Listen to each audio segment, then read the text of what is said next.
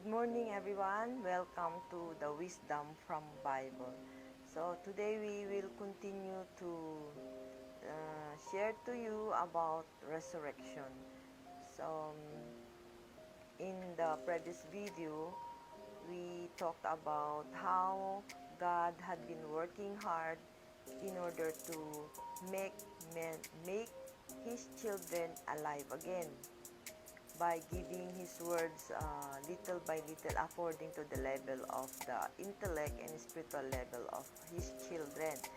So in the past, we have received the Ten Commandments, which is fitted to the people like 4,000 years ago. That is like you have to believe in God, the only God, and no other God. Do not make any idols or many like that, and then do not use the name of God in vain, yung ganyan yung mga utos niya, at saka keep the Sabbath day, meaning in 1 week we have to offer 1 day for God, and then honor your father and mother, ganyan, do not murder, do not commit adultery, do not steal, at saka do not make false testimony against anybody, at saka do not covet your neighbor's wife and all other things doon sa bahay niya. So, yun yung mga utos ng Diyos. This is for the people living 4,000 years ago, and the purpose of that word is to make His children alive through His words. Kaya nga yung words of God ang makapagbibigay ng buhay sa mga anak niya. Kaya unti-unti siyang nagbibigay ng words niya sa mga tao. So, 2,000 years ago naman, when Jesus Christ came, He also used different di ba? He upgraded na yung tinuturo ni Jesus Christ. And although iba yung tinuturo niya, wala doon sa Old Testament, sabi ni Jesus Christ, I came to fulfill the prophecies in the Old Testament. Sabi niya gano'n. Siya yung fulfillment of the prophecy sa Old Testament. Siya yung end of the Old Testament and the beginning of the New Testament, si Jesus Christ. So Jesus Christ taught something higher, upgraded na explanation sa will of God, sa words of God. Ganun. So marami siyang mga sinabing mga parables and figures, mga patalinghaga yung mga sinasabi niya, and that is that is the right way for the people 2,000 years ago, yung parang metaphor o kaya yung hindi direksahan, ganyan, parang gagawa siya ng mga stories so that the people can understand what God is trying to tell them. Yung mga parables. Kaya si Jesus Christ, marami siyang mga parables, marami siyang mga stories na sinasabi, di ba? When you look at the New Testament, it's full of parables. Yung mga stories ng different situation, ganun. From those stories, natututo yung mga tao noon sa panahon ni Jesus Christ. And that is, the purpose of that is also to bring back to life the children of God. So anybody who will do the portion of responsibility, yung gagawa ng kanyang portion during the time of Moses, nagbe-benefit sila sa mga ginagawa ng Diyos sa panahon na yan. They could receive benefit. Natatanggap nila yung mga benefits ng works of God in that time. So sa panahon din ni Jesus Christ, those who believe in the words of Jesus Christ hanggang ngayon, for 2,000 years, lahat ng mga tinuturo ni Jesus Christ sa New Testament book, anybody who believes in that, anybody who follows Jesus Christ, anybody who sabi nga, whoever believes in Him will not perish, yung ganun sa John 3:16, na anybody who believes in Jesus Christ and believes in the words that He has, and believe in the God who has sent Him, will have eternal life. Ganun, ibig sabihin, nabubuhay tayo sa pamamagitan ng mga tinuturo ng Diyos. And whoever na mag-aral ng mga words of God, maniwala at gawin nila din yun, gawin din nila yun, mabubuhay sila ulit. So that is the work of God in the providence of resurrection. So para ibuhay niya, mabuhay niya ulit yung mga anak niya, yan yung ginagawa ng Diyos. Nagbibigay siya paunti-unti ng mga salita niya. Tapos sa panahon ni Jesus Christ, sabi niya, sabi niya ganun, yung mga sinabi ko sa inyo ay full of parables and figures. Mga symbolic, metaphorically nagsasalita si Jesus Christ. Hindi siya directly. He is not teaching them plainly. O kaya walang mga palikuliko, mga ganun. Hindi siya nagsasalita ng diretsahan. Kasi anong sabi niya? Sabi Jesus Christ, there's one Bible verse, if I talk to you about the earthly things and you don't understand, how much more if I talk to you about heavenly things? Hindi nga nila maintindihan pa masyado yung mga sinasabi tungkol sa mga nakikita na nila yan. How about kung magsalita pa siya ng about something that is in heaven na hindi nakikita? Ito mas mahirap maintindihan, di ba? So, si Jesus Christ, He was just talking very simple, mga parables and figures. Tapos sabi niya din sa John 16:25, I think, sabi niya, I have spoken to you in parables and figures now, but there will come a time when the Spirit of truth comes, He will not speak to you in this kind of language anymore, but He will tell you plainly of the Father. Wala nang pasikot-sikot, wala nang pasikreto, wala nang parable, diretsahan na, sabi niya ganun. So, bakit ganun? It is because to raise up men. Para buhay niya ulit tayo na namatay because of sin. Diba, the wages of sin is death. That is not physical death. Okay? Very clear yan dapat sa atin na yung pagkakasala ay ang pagkakasala ng tao ay hindi nagre-resulta sa pagkamatay niya physically. Kasi yung physical death is just a natural death. Pag nag-old na yung katawan, naturally babalik yan sa lupa. Ngayon, depende kung anong klaseng spirit yung na-erase up mo. Kung napag-grow mo ba yung spirit mo, then it will go to heaven. Kung hindi na-grow, it will not go to heaven. Yung ganun, di ba? So, ganun yung ginagawa ng God. So, I hope we understand how God had been working so hard. Every minute, every second, every hour, talagang ang iniisip ng Diyos, paano ko buhayin itong mga anak kong namatay? Ganun. Para bang binubuhay mo yung isang bato, paano mo mapagalaw, mapasalita, mapalakad, yung isang bato. Parang ganyan ang ginagawa ng Diyos sa atin. Na yung walang buhay. He is doing His best para mabuhay ulit. Paunti-unti, hindi bigla. Kaya ang resurrection hindi biglang, boom, nandun ka na sa langit kaagad, na-resurrect ka na. Hindi ganun. Unti-unti. Sa pamamagitan ng mga salita ng Diyos. So, yun ang resurrection. Sa mga taong buhay sa earth. For those people who are living on earth, in their time na dumating yung words of God, o maski hindi yung pagkatapos ng namatay ni Jesus Christ, Jesus Christ left His words. Iniwan niya yung mga salita niya. Yung mga salitang yun, maski wala na si Jesus Christ, it can still resurrect people. Hanggang ngayon nga, di ba? Pag mag-aral tayo ng words of God, nagbabago-bago yung pag-iisip natin, nagbabago yung mga puso natin, ganun. Yun nare-resurrect tayo doon, maski wala na si Jesus Christ, di ba? So, the words of God is alive. Ganun. So, ngayon, ang topic natin ngayon is, paano naman yung mga namatay na noong panahon ni Moses? Nawala na sila ngayon. Paano naman sila? Siyempre, sila Moses, sila Abraham also, they want to live in the place where Jesus Christ is living, di ba? Kasi yung panahon ni Moses, yung mga namatay sa panahon ni Moses, ay nandoon sila sa lower level ng spiritual world. Malayo pa yan sa Diyos. 10 Commandments yung nila sinusundan. Anybody who follow the 10 Commandments, anybody who obeyed the words of God in the Old Testament, their spirit also had grown up to a certain level, pero hindi sa perfection, hindi sa highest level, di ba? Sa lower level lang sila. Sabihin na natin, tawagin nating form is spiritual.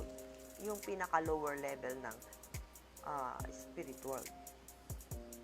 Siyempre, yung mga hindi naniniwala o na walang Diyos, siyempre sa lower pa doon. Mas hell yun. Pero yung mga naniwala sa Ten Commandments, at least, hindi sila sa hell. Pupunta sila sa lower level. We can call it the form spirit world. So, yung mga espiritu na nakatira dyan sa lower level na yun, ay yung mga espiritu na namatay sa panahon ni Moses na sumusunod sa mga salita ng Diyos sa panahon ng Old Testament. Okay? Ngayon, of course, sila Moses, they also want to go to God. Gusto nilang makasama yung Diyos. Gusto nila, kaya nga sila kaya nga sila Noah, yan. Grabe yung mga pagsasakripisyo nila noon. Para lang makasunod sa mga salita ng Diyos. Pero, nakapunta ba sila sa heaven kaagad? Hindi. Hindi. No. Hindi. Hindi pa nagawa ang kingdom of heaven. Kasi, pang lower level pa lang yun. Pang baby spirit pa yung Old Testament. Pang baby. Do ito ha. Do not ito. Mga ganun lang. Okay? So, ganun yung yung pinuntahan ng mga espiritu ng mga tao noong Old Testament. Yung mga namatay noong Old Testament. O nung mga namatay noong before dumating si Jesus Christ. Okay. Ngayon, nung dumating si Jesus Christ, dumating siya, according to the Bible, na dumating si Jesus Christ kasama ang thousands and thousands of holy ones. Ganun. So, let's look at that Bible verse.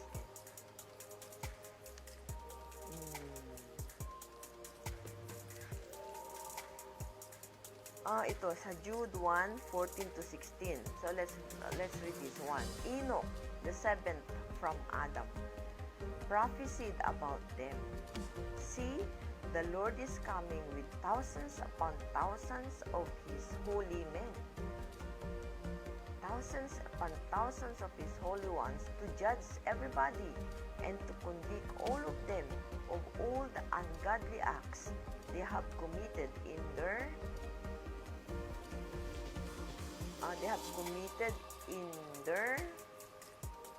ungodliness, and of all the defiant words ungodly sinners, and all of the defiant word ungodly sinners have spoken against him. These people are grumblers and fault finders. These people are grumblers and fault finders. They follow their own evil desires. They boast about themselves and flatter others for their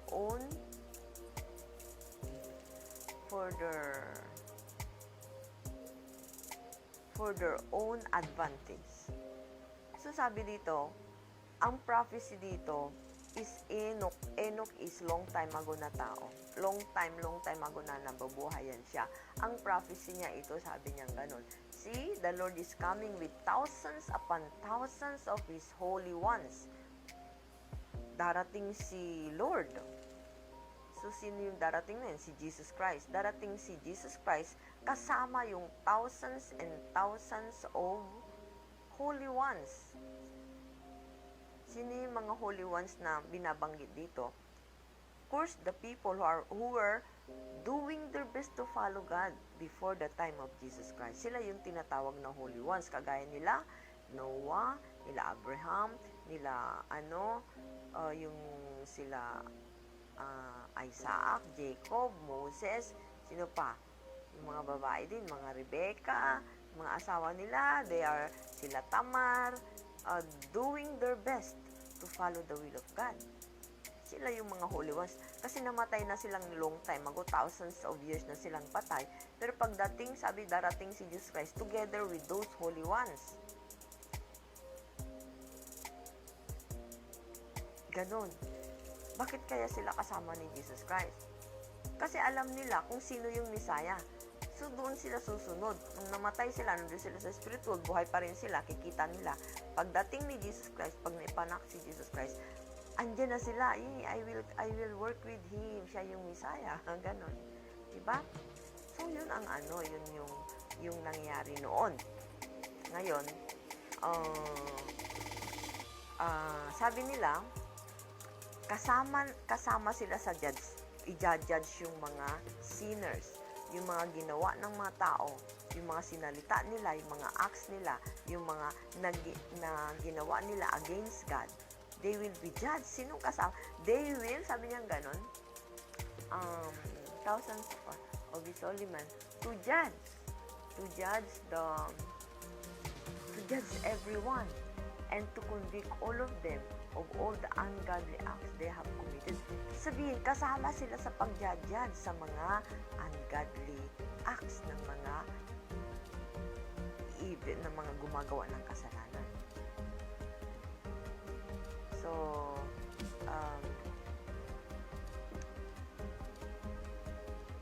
So pati yung mga holy ones din, gusto din nilang pumunta sa God. Gusto din nilang makasama si Jesus Christ. Kung saan man pupunta si Jesus Christ, sasama sila doon. Kaya, nung dumating si Jesus Christ, pumunta sila lahat doon kay Jesus Christ. Anong gagawin nila? Palakpakan lang ng Jesus Christ. Yeah, dumating na gano'n, no? They will also work. They will also do something. Yun nga, isa sa mga gagawin nila is to judge the yung katulong sila doon. May gagawin sila to judge also. Although Jesus Christ is the master of the judgment, tutulong sila.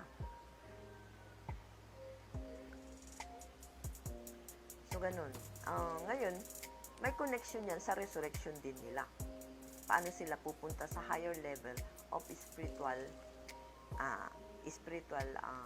maturity, sa higher level of their maturity spiritually. Ganun. So, bali dito, pagdating ni Jesus Christ, noon dumating si Jesus, kasama niya yung maraming mga holy ones. Ibig sabihin, kasama nandiyan na si Moses, kaya anong sabi doon sa Bible? Tingnan natin yung Bible verse dito. Ito. Sa Mount of Transfiguration ito, sa Matthew 17:3-5. Let us read it. Just then there appeared before them Moses and Elijah. So together with his apostles, si Jesus Christ was talking with his apostles. Sabi niya ganon. And sa Matthew, just then there appeared before them Moses and Elijah talking with Jesus Christ. And Peter said to Jesus, Lord, it is good for us to be here. If you wish, I will put up a tent. Tent ba yung sabi niya? I will put up shelter pala, 3 shelters, one for you, one for Moses, and one for Elijah. While he was still speaking, bright clouds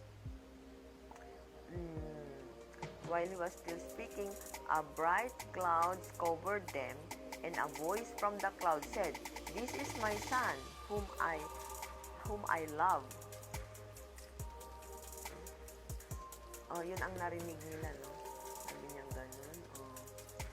This is my son, whom I love. With him I am well pleased. Listen to him. Yun ang narinig nila na nagsalita doon sa loob ng clouds. So, yung mga nakarinig, sila Peter, tsaka together with others, they really bow down, ganon. And then, noong nag-bow silang ganon, tinapik sila ni Jesus Christ, rise up, do not be afraid. Sabi. And then, nung tiningnan nila, si Jesus na lang ang nandoon. So, this is one example na talagang Jesus Christ was working together with other holy ones. Yung mga tao noong namatay ng matagal na. Alam ni Peter na si Moses tsaka ni Elijah yan, Believe din ako. Nakita niya. Alam niya kaagad na si Moses and Elijah yan. Paano niya kaya alam? I'm just wondering na si Moses and Elijah yon. Hindi naman niya nakita si Moses and Elijah doon, di ba? Pero they know immediately that is Moses and Elijah talking with Jesus Christ. Ganon. So, uh, so Jesus Christ was with the holy ones, and dalawa lang yung sinabi sa Bible diyan na nakita nila. Pero sabi rin sa sa prophecy na he came with thousands and thousands of holy ones. So yun yung yun yung isa ito sa mga na mga Bible verses na magsasabi sa atin na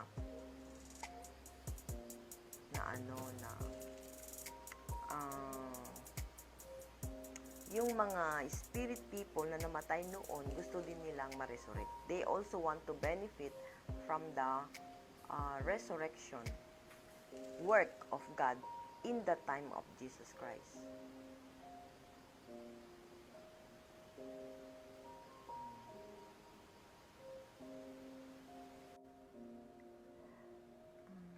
So, bale, sa previous videos natin na pag-usapan na natin, or we have already shared that the physical body of man is the source of the food for the spirit. Diba?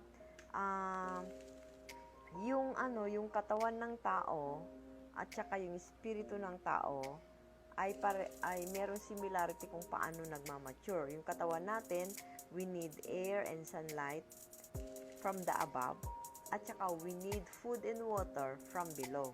Yung from above, air and sunlight, these are free from God, di ba?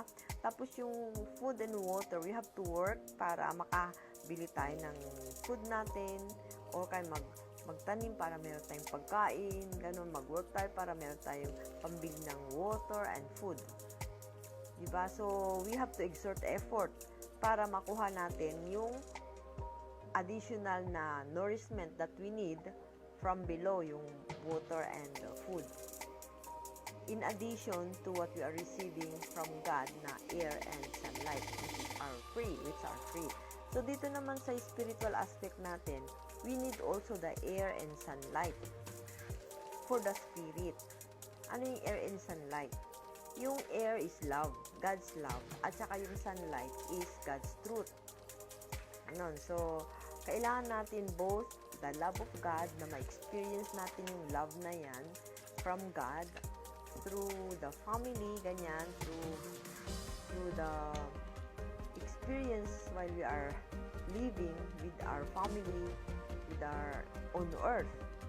Yung love na yun. Tapos yung truth is to study the words of God and practice it. Tapos pag i-practice natin with our effort, i-practice natin yung paggawa ng mga salita ng Diyos, then yung pag-practice natin yan using our body, it will also give food to our spirit aside from the love and the words of God na nare-receive natin from God, which are free. So, bali yung food ng spirit namin, hindi yan libre kasi we have to make effort para magbigyan natin ng food yung spirit natin, and in addition to the love of God and to the words of God, para yung spirit natin ay mag-mature. So, ganun di ba yung napag-usapan? Ganun yung share natin, how the spirit can go to the higher level of maturity. Ganon. Ngayon, ganon din yung mga namatay na. Paano nga yung mga namatay na noong panahon pa nila Moses, nila Noah, sila Abraham, na gusto rin nilang pumunta doon sa Diyos. So, yun yung we will explain that more sa susunod na video. So, as of now, hanggang dito lang muna. Okay, so, maintindihan natin na pati yung mga spirit people, yung mga namatay ng matagal noon, sila din ay their desire is to reach God, is to be with God. Paano? Ganon. Paano? Through our physical body. Yun ang next na topic natin. Okay? So, as of now, ganun lang muna. Okay, bye-bye. Have a nice day.